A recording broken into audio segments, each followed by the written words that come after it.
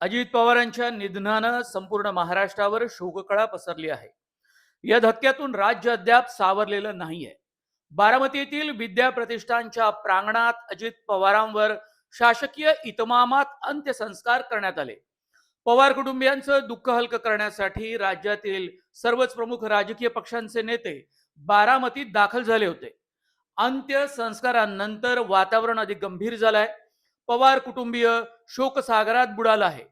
असं असताना देखील अजित पवारांच्या नंतर राष्ट्रवादी काँग्रेसच्या भवितव्याबाबतच्या चर्चांना सुद्धा वेग आलाय.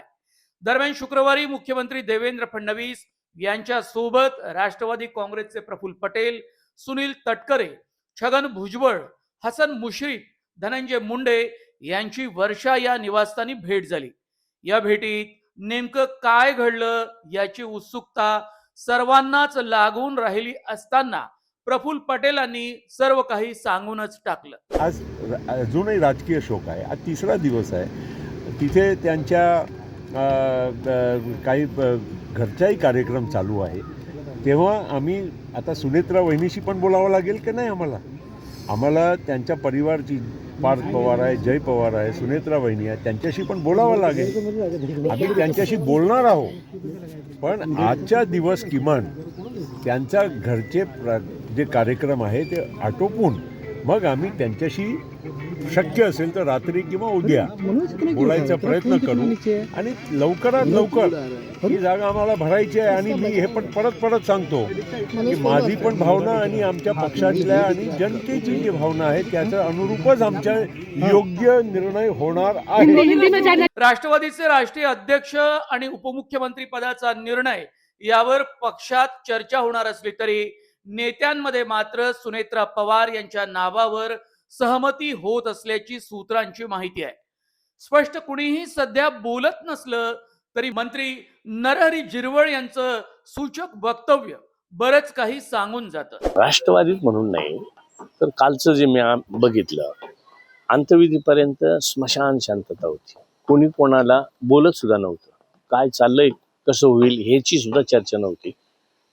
अंत्यविधी झाल्यानंतर बाहेर पडताना अनेक लोकांचे, ते काय पक्षाचे लोक होते किंवा त्यांना काही पक्षाशी देणं घेणं, फक्त एक सामाजिक जी त्या घराण्याची जी काही बांधिलकी आहे किंवा समाजाची जी काही बारीक सारीक प्रश्नांवरची सोडवणूक असेल ही त्या फॅमिलीच्या मार्फत जी आजपर्यंत झालेली आहे त्याच्यातून उतराई होण्यासाठी दादांचं जे कार्य होतं तसं कार्य कोणी करेल नाही करणार, परंतु उपमुख्यमंत्री म्हणून सुनीत्राताईंना करावं अशा पद्धतीची चर्चा त्या ठिकाणी होती. महायुती सरकारमध्ये अजित पवारांकडे उपमुख्यमंत्री पदासह उत्पादन शुल्क, अर्थ आणि क्रीडा खात्याची महत्वाची जबाबदारी होती. त्यांच्या निधनानंतरही ही खाती कुणाकडे सोपवायची हा सुद्धा पक्षासमोर मोठा पेच आहे. अर्थ खातं राष्ट्रवादी काँग्रेस पक्षाकडे टिकून ठेवण्याचा एक मोठा पेच हा राष्ट्रवादी काँग्रेस पक्षाच्या दिग्गज नेत्यांसमोर आहेच. पण अर्थ खातं हे राष्ट्रवादीकडे राहील की ते पुन्हा भाजपकडे जाईल हाही एक मोठा प्रश्न या निमित्तानं उभा झालेला आहे.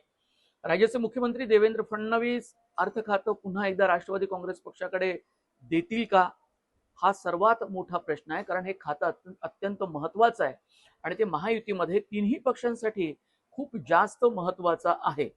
अजित पवारांनंतर सक्षम असा नेता अर्थ खातं सांभाळू शकणारा हा राष्ट्रवादी काँग्रेस पक्षामध्ये आहे का यावर देवेंद्र फडणवीसांना निर्णय घ्यायचा आहे. तसा त्यांना विश्वास हवा आहे, कारण ते राज्याचे मुख्यमंत्री आहे आणि महायुतीमध्ये सर्वात मोठा बलवान पक्ष तोच आहे. सध्या राष्ट्रवादी काँग्रेसचे दोन गट अस्तित्वात असून एक गट सत्तेत तर दुसरा विरोधात आहे. गेल्या काही महिन्यांपासून दोन्ही गटांच्या विलिनीकरणाबाबत राजकीय वर्तुळात चर्चा सुरू आहे. अनेक ठिकाणी स्थानिक पातळीवर दोन्ही गट एकत्र येऊन निवडणुका लढवत असल्याचं चित्र पाहायला मिळत आहे. एक निश्चित काही 2 महिन्यापासून नगर परिषदा असतील, नगरपंचायती असतील किंवा महानगरपालिका आपण सगळ्यांनी बघितल्या तर बऱ्याच ठिकाणी एकत्र येऊनच त्या निवडणुका लढवल्या गेल्या. आता जिल्हा परिषदमध्ये काही ठिकाणी वन साईड घड्याळच निशाणी लावून आणि तुतारी न लावता एकत्र होऊनच लढवल्यात. त्याच्यामुळं राष्ट्रवादी दोन्ही एकत्रच आहेत असं म्हणावं लागेल. राष्ट्रवादीचे दोन्ही गट एकत्र यावेत यासाठी पक्षातील काही वरिष्ठ नेते आग्रही आहेत. या संदर्भात ते राष्ट्रवादी काँग्रेसचे ज्येष्ठ नेते शरद पवार यांची भेट घेऊन चर्चा आणि विनंती करण्याची शक्यता आहे. विलिनीकरण झाल्यास राज्याच्या राजकारणात मोठे बदल होण्याची शक्यता सुद्धा व्यक्त केली जाते. 12 डिसेंबरला येणार होते. मी तर जसं निवडून आलो दादाकडे तशापासून मी पांडुरंगाला विनंती करीत होतो की हे दोन्ही राष्ट्रवादी एकत्र यावं आणि आमच्यासारख्या सामान्य माणसाला त्याचा दिलासा मिळेल. आज एकत्र आले पाहिजे हीच आमची इच्छा आहे. आता मोठे साहेबच त्या कुटुंबात आता करते सारते. साहेबांनी जे ठरलं आम्ही किती सांगितलं, साहेब आहे ते धुरंधर नेते आहेत. त्यांनी देशाचं राजकारण चालवलेलं आहे. कोणी काही म्हणत पण हे साहेब निर्णय जे घेतील तेच खरं राहील. राष्ट्रवादीच्या विलिनीकरणावर दोन्ही गटातील प्रमुख नेत्यांचं एकमत होणार का?